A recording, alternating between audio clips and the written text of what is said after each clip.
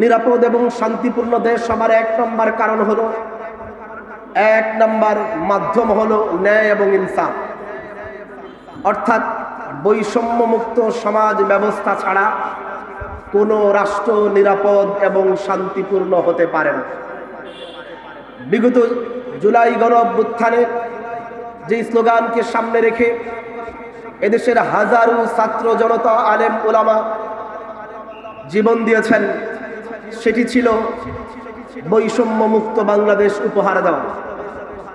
এই স্লোগানকে সামনে রেখে হাজারো মানুষ গুম হয়েছে, এই স্লোগানকে সামনে রেখে হাজারো মানুষ শাহাদত বরণ করেছে, এই স্লোগানকে সামনে রেখে এদেশের হাজারো শত শত ওলামা তোলাবা ছাত্র জনতা রক্তাক্ত হয়েছে, চোখ বিসর্জন দিয়েছে, হাত বিসর্জন দিয়েছে। স্লোগান ছিল বৈষম্যমুক্ত বাংলাদেশ গড়ার।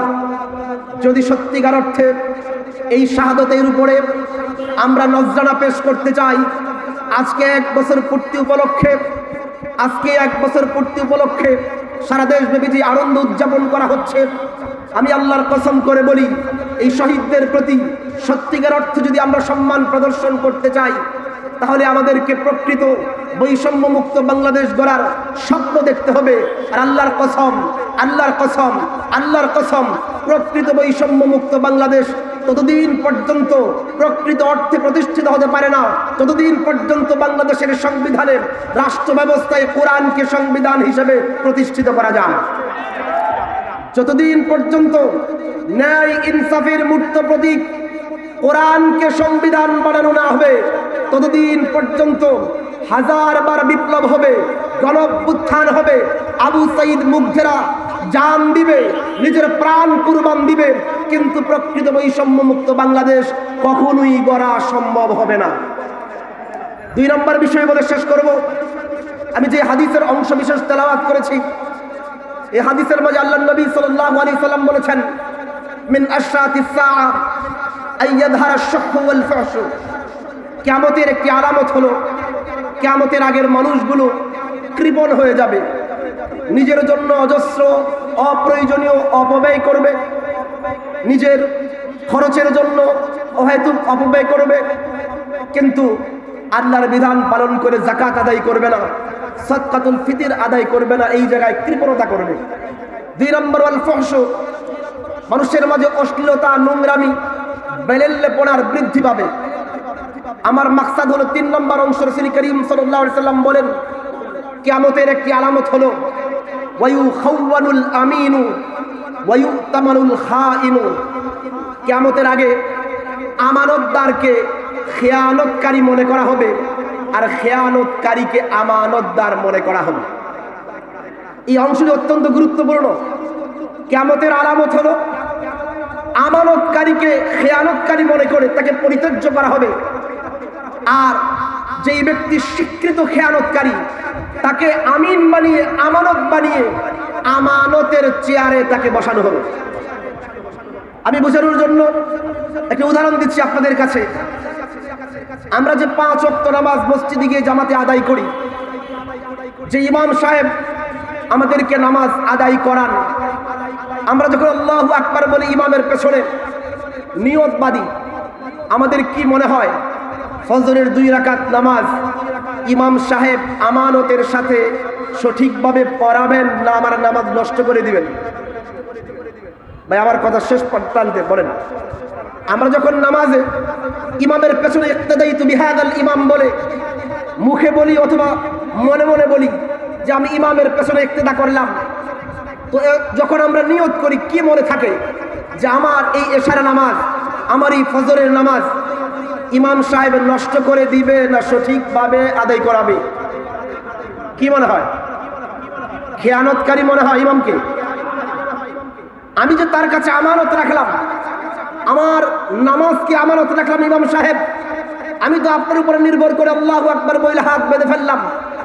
এবার সূরা পড়া আপনার দায়িত্ব, কেরাত পড়া আপনার দায়িত্ব, রুকু করা আপনার দায়িত্ব, সেজদা করা আপনার দায়িত্ব, আপনি পবিত্র থাকা আপনার দায়িত্ব।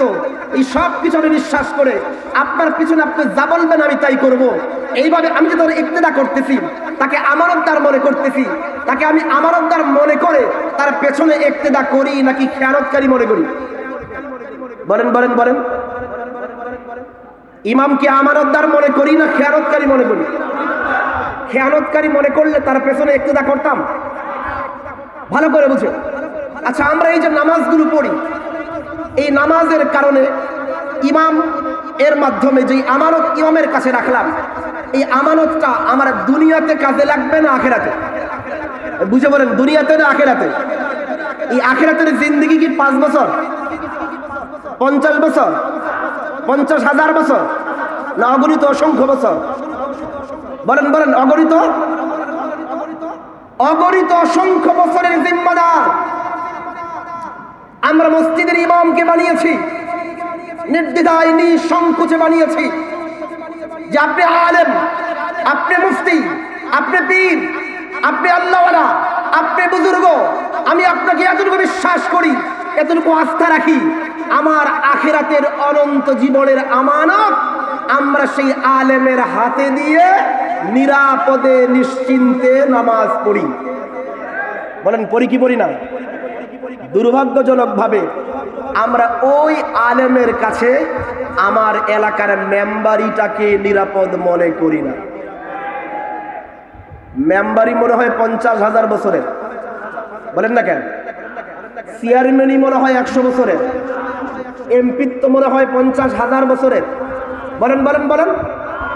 যে আলেমকে অসংখ্য অগণিত জিন্দেগীর জান্নাতের আমানত মনে করি, জান্নাতের অগণিত অসংখ্য নিয়ামতের আমানত, যার কাছে আমি নির্বিঘ্নে নিশ্চিন্ত মনে পেশ করে আমি পেছনে দাঁড়িয়ে যাই, ওই আলেমের কাছে একটা এমপিত্বের আমানত দেবার মতো সৎ সাহস এই দেশের মানুষ দেখাতে পারে না। এটা হলো আমাদের দুর্ভাগ্য, আমাদের দুর্ভাগ্য।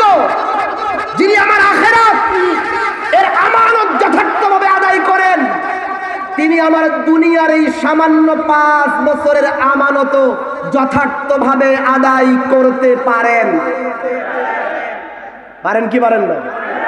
আরে যার কাছে অগণিত অসংখ্য বছরের নিরাপদ, তার কাছে কি 5 বছরের নিরাপদ হতে পারে না? আরে পারে কি পারে না? পারে না।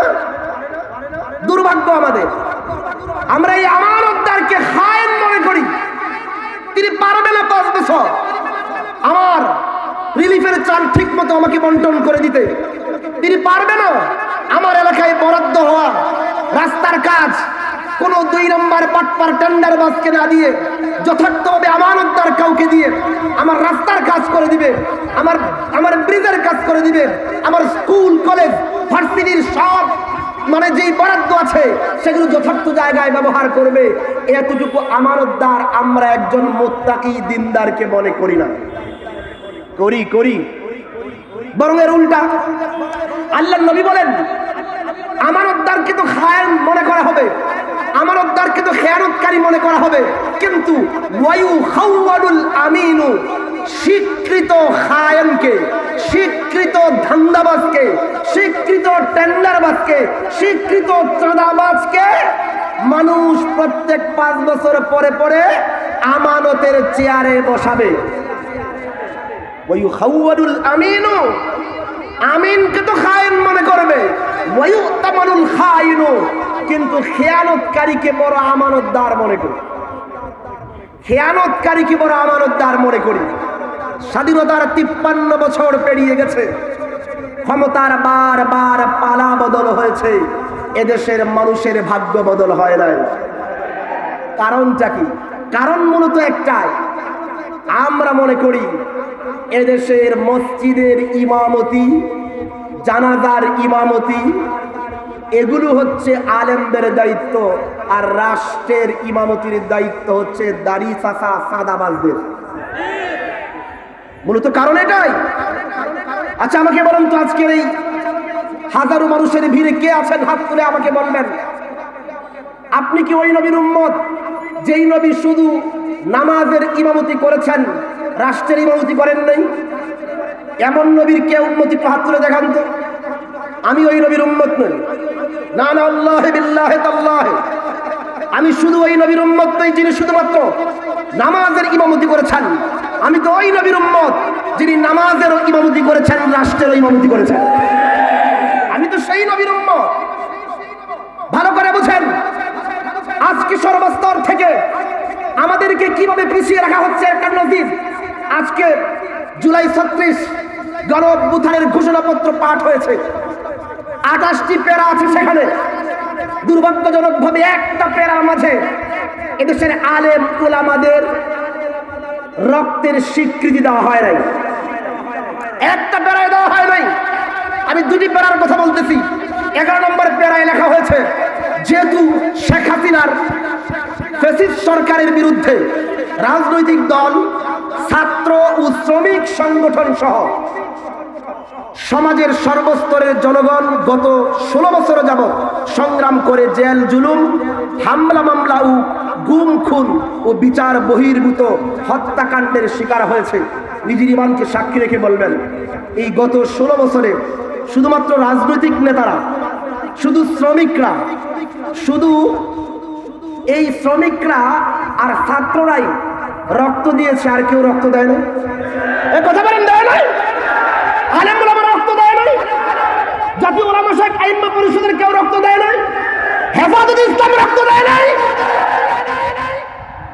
লেখা হচ্ছে রাজনৈতিক নেতা কর্মী এবং শুধু শ্রমিকরা রক্ত দিয়েছে। এর মানে এদেশের নিচ থেকে আপ পর্যন্ত সবার রগরে সয়ে বসে গেছে এই দেশের আলেম উলামারা। ধর্মীয় মানুষরা বুঝি বানের পানিতে ভেসে আসছে। আপনারা কি তাই মনে করেন? এরপরে 14 নম্বর প্যারায় সেখানেও স্পেসিফিক কয়েকটা বিষয়ের লেখা হয়েছে, যেহেতু আওয়ামী লীগ আমলে ভিন্ন মতের রাজনৈতিক নেতাকর্মী, শিক্ষার্থী ও তরুণদের নিষ্ঠুরতা নির্যাতন করা হয়। এখানে লেখা হয়েছে নেতাকর্মী, রাজনৈতিক এবং শিক্ষার্থী ও তরুণরা। আর কেউ রক্ত দেয় নাই? কথা বলেন না কেন? আর কেউ রক্ত দেয় নাই? এই কৃপণতার কারণ কি আমরা তীব্র প্রতিবাদ জানাই। আমি গত 5 জুলাই, মানে গত বছরের 5 জুলাই যখন গণ অভ্যুত্থানের পরে সংসদ ভবনের সামনে যাই, আমার সাথে 3 জন ছাত্র, যেটা ইস্ট ওয়েস্ট ইউনিভার্সিটির, একজন আমার সাথে আসছে রামপুরা পর্যন্ত। সেটা আমাকে বলল, হুজুর, আজকে যদি আপনাদের হেফাজতে ইসলাম এবং ইসলামী আন্দোলনের নেতা কর্মীরা আজকে আমাদের সাথে না থাকতো, আমরা কোনোভাবেই পুলিশের ব্যারিকেড ভাঙতে পারতাম না। কেন বলে যান? এর চেয়ে বিশ্বাসঘাতকতার কিছু হতে পারে না। শেষ কথা বলি বুঝুন, সময় অনেক পেরিয়ে গেছে, স্বাধীনতার 53 বছর পেরিয়ে গেছে। এই 53 বছরে আমরা পুরাতন জামাইকে বারবার নতুন জামাইয়ের পোশাকে দেখেছি। জামাই নতুন, নতুন না আগেরটা? পুরাতন জামাই প্রতিবার নতুন নতুন সাজগোজ করে 5 বছর পরে পরে নতুন সাজে সাজে এসে সেই পুরাতন ধান্দাবাজি করেছে। ক্ষমতার পালাবদল হয়েছে, চাঁদাবাজের চেহারা পাল্টেছে।